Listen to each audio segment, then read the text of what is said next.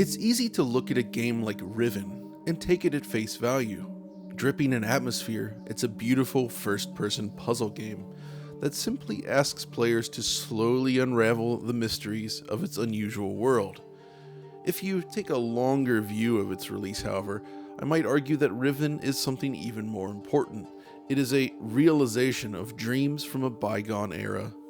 Cyan, now known as Cyan Worlds, first emerged in 1988 via an experimental release known as the Manhole. This virtualized puzzle box captivated its audience, ultimately leading to the creation of Myst, which evolved this formula, ushering in the era of the CD-ROM. Myst successfully transported players to a mysterious new world and for years held the crown as the best-selling PC game of all time. At the same time, early experiments in virtual reality were underway, promising a more direct connection to virtualized environments. Yet these two were always at odds.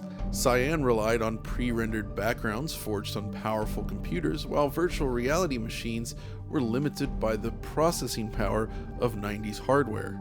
Following Myst, though, Cyan began to work on a sequel that would arrive several years later in 1997. The so-called sequel to Myst was christened Riven, and at the time of release, Riven boasted arguably the most beautifully detailed pre-rendered backgrounds we'd ever seen. The thing is, Myst is the game that put Cyan on the map, and over the years, most of the discussions around Cyan's history always seem to come back to Myst. In fact, they would see fit to release and re-release the game in many different formats over the years. There's real-time 3D variants such as Real Myst and other remastered attempts. Yet until now, its 1997 follow-up Riven remained largely untouched and under-discussed. But if we consider both the creations of Cyan and the experiments in VR that were happening back in the day, each of these were designed to increase immersion within a virtual space. And now, decades removed, the two finally meet. This new release of Riven is a stunning recreation of the original 1997 game built using modern technology. At long last, one can step into the world of Riven completely in virtual reality. Of course, it's not a VR-only game either.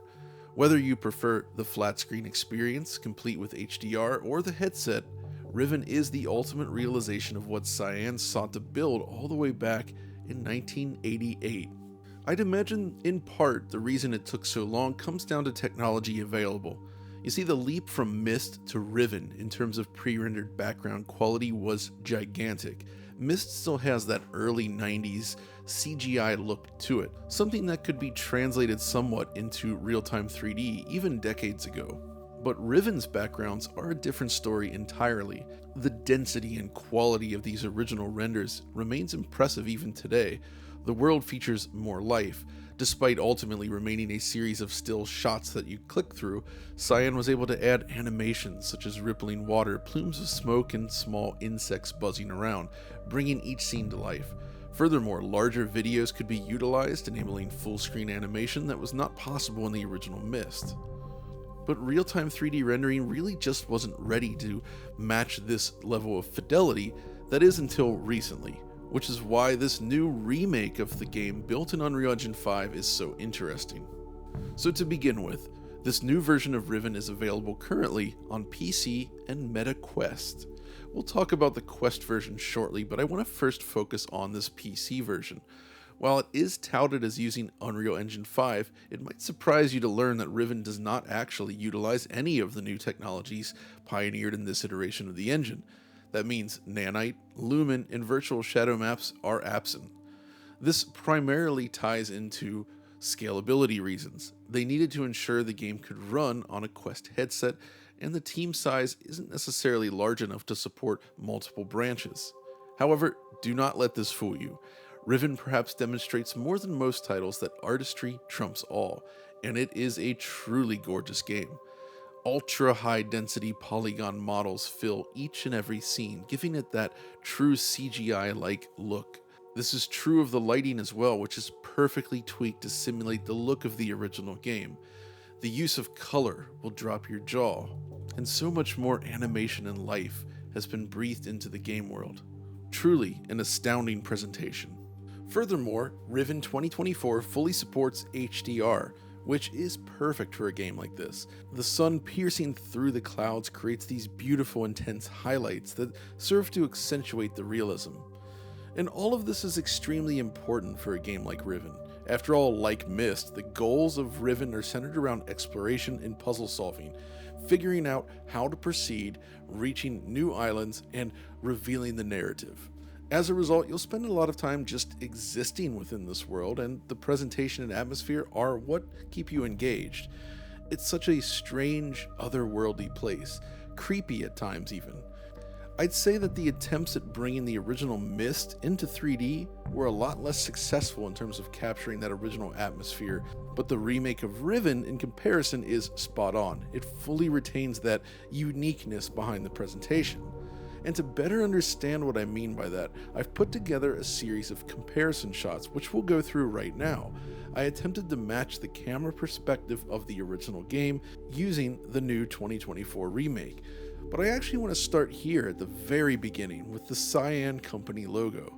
The team has chosen to recreate the original 1997 version of the company logo and recreated that sequence using modern tools. I know, a company logo doesn't seem that important, but there's something about the beginning of a Cyan game that's really important, and getting this right is key. But then we cut to Atris furiously scribbling in one of his books. This specific moment might be, at least in my estimation, the one arguable downgrade, but I understand the reasoning why. You see, in the original they relied on full motion video, but for this remake they switched to 3D modeled versions of these characters instead, which look obviously less realistic. As a result, some of the charm is lost, but I'd also imagine that integrating FMV into a fully 3D game like this would have been very difficult and expensive, if not entirely convincing. The animation is also slightly out of sync with the game's active frame rate, so it doesn't look quite as smooth as it should. Thankfully, you don't encounter all that many characters in this game outside of specific sequences like this, and well, the next scene here, where the same holds true. The 3D model just lacks that specific flavor of the original, but again, thankfully, it's not really a character-driven game, so let's begin our adventure.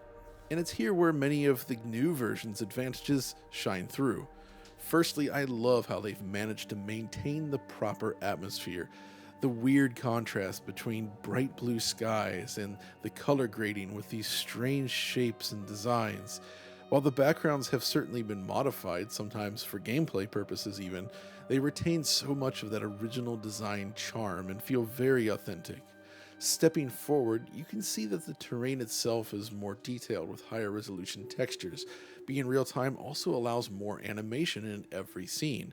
Obviously, I'm stepping through this shot by shot for comparison purposes, but being real time, you have full freedom of movement as well. Now, there are some changes to the layout as I mentioned, and you can definitely see that when you line them up side by side. Stepping up onto the bridge though, we can see that this portion of the island has been redesigned entirely. Given the structures within, it probably even makes more logical sense now in the remake. However, the interior itself has been modified. The hallway is now much shorter, and the purple chair room has been moved to another section of the island entirely. As we arrive at the bottom and open the door though, we enter the same area with these beautiful pillars. The textures are rather different, but I think they've successfully translated the look and feel of this room into real-time 3D. It's a beautiful scene. The detail on individual elements is lovely, with ultra-rounded edges and high-res textures slathered across every surface. Of course, the door is currently locked, so we need to go right back up to the bridge, and crossing that bridge in the other direction also reveals a scene that feels amazingly faithful. The glimmering gold sphere looming in the distance behind the mountains remains striking to this very day. You can of course see the issues with the shadow cascade in the real-time version. It's a shame we didn't get virtual shadow maps, but oh well. Overall though, I feel that this area is a nice upgrade that still manages to feel extremely faithful to the original game. Now as we move forward, we enter into the rotating room, which is the scene of our very first puzzles. I did notice that the reflective floor has not been perfectly recreated, but the other elements in the design are very accurate. To continue though, we need to step back outside to push this button, rotating the room multiple times. In the original Riven, the developers utilized a video clip to show the room in rotation, but to save space, the video only fills the center portion of the screen. Furthermore, they needed unique video files for each position of the room, not to mention images themselves. I can imagine this was quite a challenge back in the day, but obviously now it's just a real-time 3D space. Now, once the room is lined up properly, we can go back outside and down the steps, and once again, the benefits of animated objects really play out nicely before our eyes. The water in particular really brings the scene to life in a way that isn't really feasible in the original. Now, as we continue though, we encounter our first real puzzle, and this puzzle kinda sets the tone for the remake. Both versions ask you to bypass this door. In the original, you simply click below the door and climb underneath it. In the remake, however, you now have to remove a hinge and the door falls in. It's a very minor thing, but it kinda serves as a statement of intent for the remake in terms of puzzle design. Now, once inside, we make our way to this lever, throw it, then proceed back outside to spin the room a few more times. Eventually, we make our way to the Sun Dome with its striking design laid out before us.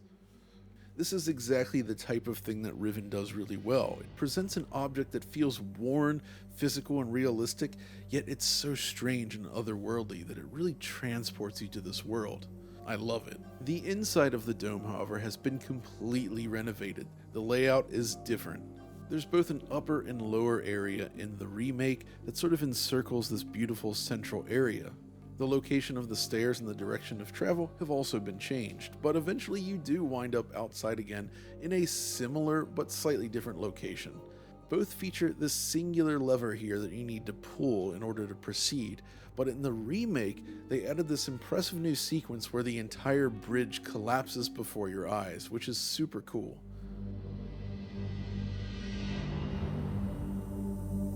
From here then, we need to make our way back inside, and in the original game, you'd simply cross the bridge, stop at the purple chair room to open the large door at the bottom of the steps, and then continue. But in the remake, the position of this has also been changed.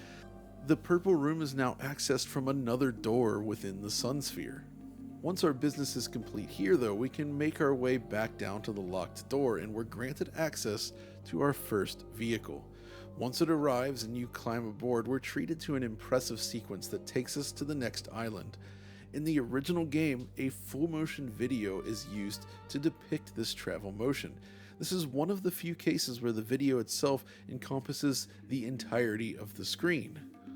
Obviously, however, this is no longer necessary and the whole ride is done in real time. Once we step out on the next island though, we're treated to so many more beautiful sights. It's truly remarkable how well this remake captures the essence and atmosphere of Riven. It's a feeling that you'll continue to experience as you progress. I especially love this scene, by the way. In the remake, they added a huge number of butterflies that move and flutter around based on your position, making it feel much more interactive. Moving forward through the island, we enter some areas with more indirect lighting, showing major changes between the two. I really like what they've done here in the new version, but it's definitely taking some liberties with the source material that not everyone will appreciate. Still, I think it looks great, and the scene that follows is even more impressive, with a lot of water in both versions. This is actually one area where the original boasts animated water achieved without relying on video. Very cool. But as we continue forward, I think you now get the picture. The development team really achieved something special here, beyond what they had previously achieved in Real Mist, which took many more liberties with its visuals. This really feels like classic Riven brought to life. Of course, back in the day, Riven received ports to other platforms, including consoles such as PlayStation and Sega Saturn. Due to slower storage, less RAM, and a lower output resolution, the visuals did take a minor hit versus the PC, but they were still pretty accurate. And now in 2024, we see a similar situation as Riven has also been released for the Meta Quest. Given that the Quest is powered by a small system on a chip, however, the differences here are more significant, shall we say. Given the nature of VR though, it's difficult to directly compare this with the PC experience, but I'll give it a shot. The results are certainly fascinating. So firstly, it's worth noting that the PC version can be enjoyed in VR in addition to the Meta Quest version. When capturing for the video as well, I decided to use the Quest's internal video recorder to eliminate video capture differences in the comparison. The capture is lower quality than what you'll see through the headset, but this way the two are equalized when making comparisons. When you fire up the game on Quest for the first time, then you'll be met with a very long initial loading screen. This is likely shader compilation, which is something we've seen in other Quest games as well. It genuinely takes about 4 to 5 minutes to complete, but thankfully, restarting the app after this process is finished does yield much faster, though still long loading times at boot. Once in the game, however, it's clear that something about Riven is different. Image quality is pretty sharp, I'd say, but the game suffers from plenty of stuttering and artifacts, resulting from heavily relying on asynchronous space warp, which is akin to a form of frame generation. Space warp is interesting because it can look pretty good in some instances, but it can also break easily if you know what you're looking for. The combination of stuttering and space warp artifacts makes for something that doesn't feel as smooth as I'd like. But it's only when you compare the Quest version to the PC version that these differences become way more pronounced and you start to understand what's going on here. Let me be blunt, the sacrifices required to bring this game to Quest are significant, and the gap between a high-end PC and a Quest is far larger than anything we ever see in the console space. Keep in mind, we're looking at a high-end PC here versus a small system on a chip embedded within a headset. To make this work, Cyan had to scale everything back as far as it goes. Models are stripped down to very low LODs, lighting and shadows are both completely baked and lower quality, while the textures themselves are much lower resolution. I think you can really appreciate the differences between the two in this side-by-side comparison. It's still recognizably Riven, but it lacks that polish that helps the PC version feel more like those pre-rendered sequences in the original. As we go outside though and walk towards the Sun Dome, this also highlights the difference in materials handling. It definitely looks less realistic to the eye on the Quest version, plus you can see those baked shadows here along the ground. Inside is much the same, where it appears to be relying entirely on baked lighting and shadows, with a much reduced level of geometry across the board. It still looks reasonable, I'd say, but the cuts are certainly deep. Back outside, we also see examples where details are pruned from a scene, like here. The plants are completely gone while the rock geometry itself is simplified. This kind of stuff is seen all over the game. Plus, as we make our way back across this bridge here, you'll notice that the colors and lighting are noticeably different. The vibrancy of the PC version is absent on Quest, plus the cloud texture itself is also much lower resolution. Interior spaces like this, though, can look pretty darn good in both cases. Yeah, it's missing the atmospheric effects we see on PC, but it's still recognizably Riven. But turning around and walking towards this door, though, reveals another difference in material specularity, which is basically absent on the Quest version, leading to flat-looking surfaces all over the place, not to mention the lack of shadows. Objects just feel less integrated into the world now. But now it's time to climb into this vehicle and make our way over to the second island. And this sequence highlights another difference. In the PC version, the transition from island to island is completely seamless, like the original game really. On Quest, however, it has to stop and load both before and after the tram ride. The actual journey across the water then reveals pared back detail, lower quality water, reductions in lighting, and more. Though I would argue it still looks pretty good on the Quest, honestly.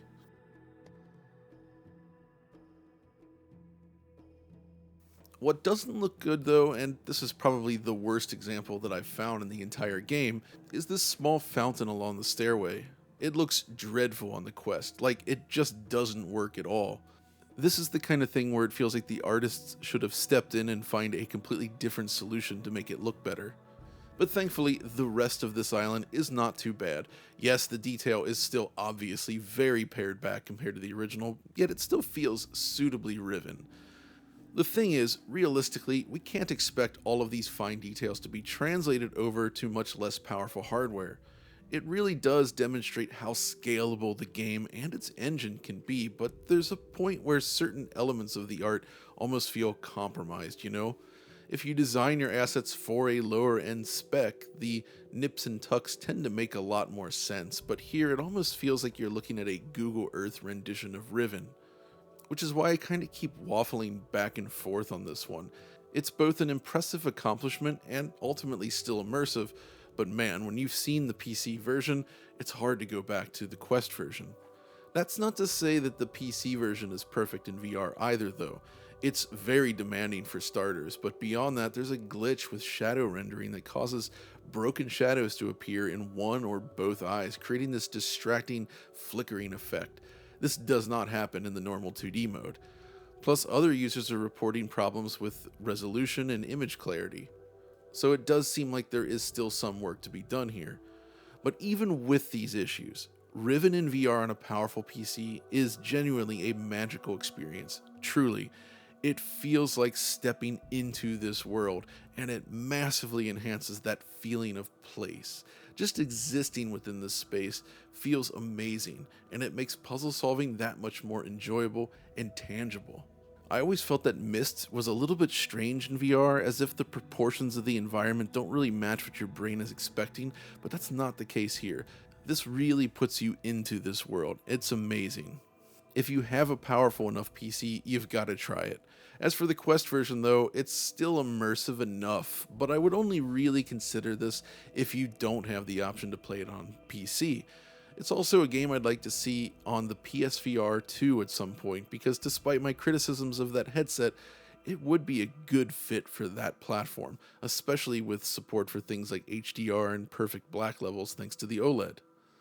No matter which version you choose to play, however, you can expect to be joined by a powerful soundscape.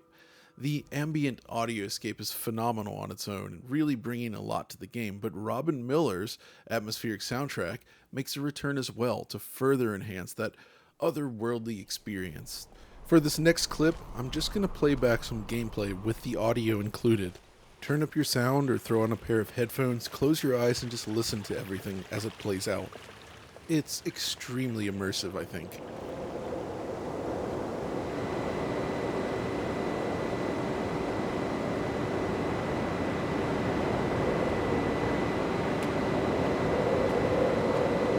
What I love about this section is all the whirring and mechanical noises of this strange vehicle that you climb into. But the journey that follows along the rail system sounds even better.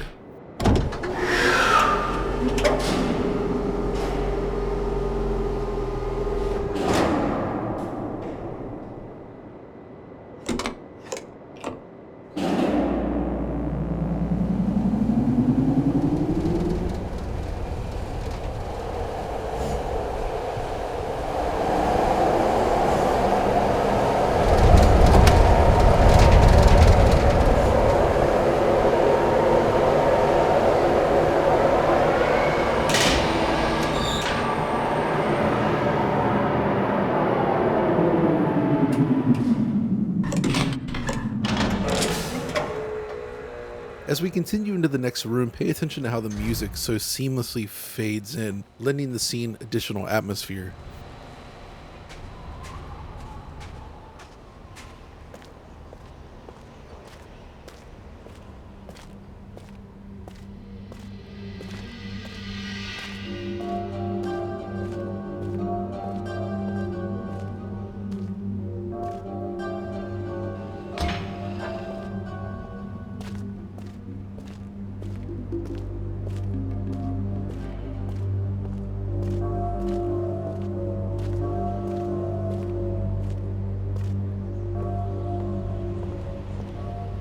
As we cross back outside, the game fades into ambient noises before ramping back up as we enter into the next area with a different piece of music.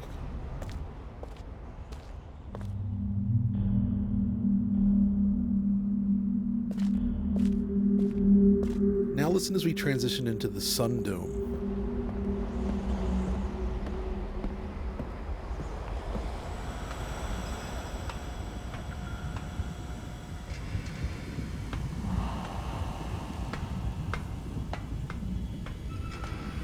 As we return outside, listen to the monotonous droning of alien machinery.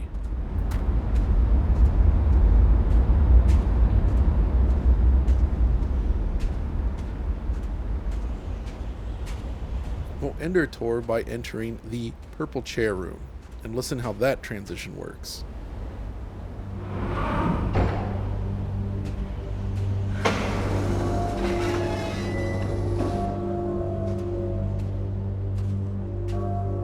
Hopefully this little audio tour gives you an idea what I'm talking about.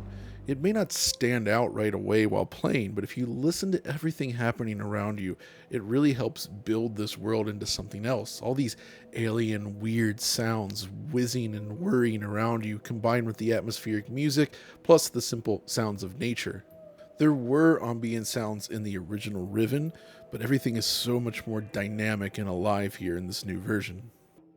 Now, as I step back to consider the Riven project as a whole, I can't help but express my appreciation for Cyan. You see, Cyan hit it big with Myst way back in the 90s, and could have grown like crazy, right? But since that point, they've honestly just remained a relatively small entity in the gaming space. The building that Cyan erected during its early days remains its office today, and Cyan is even considered the longest surviving independent game developer in the US. Now, I've never met the founders or anyone that's worked on these games, but there's this undercurrent of love running beneath everything that Cyan creates. It feels like, rather than focusing on shareholders, infinite growth, and acquisitions, Cyan has opted to maintain its little slice of gaming history, quietly transporting millions of players to these beautiful virtual worlds. Coming back to Riven decades later feels even more special in that sense. That fusion of the ambitious original game combined with support for VR couldn't be more timely. The fact that they were able to deliver such a visually striking game with such a small team is even more impressive. This feels like the perfect time to remind people of Cyan's past, present, and future. As the state of the world becomes increasingly complex and often hopeless, games like this become even more important. That's going to do it for today. I hope you enjoyed it.